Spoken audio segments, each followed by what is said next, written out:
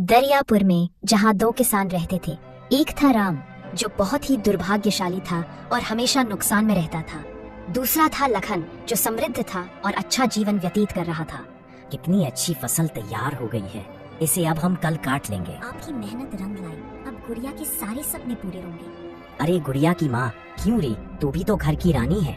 इस बार नई साड़ी दिलवाऊंगा तुझे। हाँ चलो, हथो बड़े हो, जल्दी सोना है, सुबह सुबह ही कटाई शुरू कर देंगे। दोनों चैन की नींद सो जाते हैं कि बीच रात में शोर मचने लगता है। अरे रे अरे, हम सब बर्बाद हो गए भैया। अरे राम भैया, अरे जल्दी बाहर आओ। अरे देखो क्या जुल्म हो गया, हम सब की खरी तैयार फसलों में आग लग गई भैया। राम का पड़ोसी लखन भी बाहर आता है और फिर वापस जाकर सो जाता है। अरे लखन को लगता है अपनी फसलों की जरा भी फिक्र नहीं है। फिर इस बार लखन ने खेती कहाँ जोते हैं मुखिया जी, जो उसे फिक्र होगी। क्या कहा, खेत नहीं जोते? फिर इतना पैसा कहाँ से लेके आता है ये? अरे वो तो बड़ा चावल का व्यापारी बन गया है मुखिया जी, विलायती चावल बेचता है और वो भी कौड़ियों के दाम। उसे छोड़ो, अब ये सोच रहा हूँ मैं कि अब मेरा क्या होगा। मेरे तो सारे सपने टूट गए। गुड़िया की माँ, मुझे माफ कर देना, इस बार भी मैं तुम्हारी साड़ी ना ला पाऊंगा।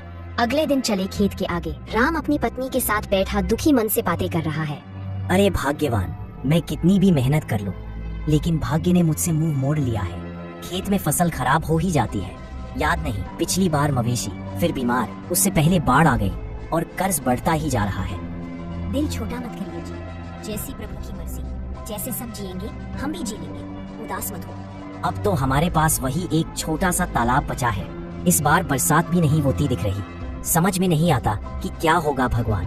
हिम्मत मत हारो राम, परिश्रम का फल अवश्य मिलता है, बस ईमानदारी से लगे रहो। कब मिलेगा ये फल? मेरे हाथ तो सिर्फ सूखा और नुकसान ही आता है। बच्चों के दुख अब देखे नहीं जाते।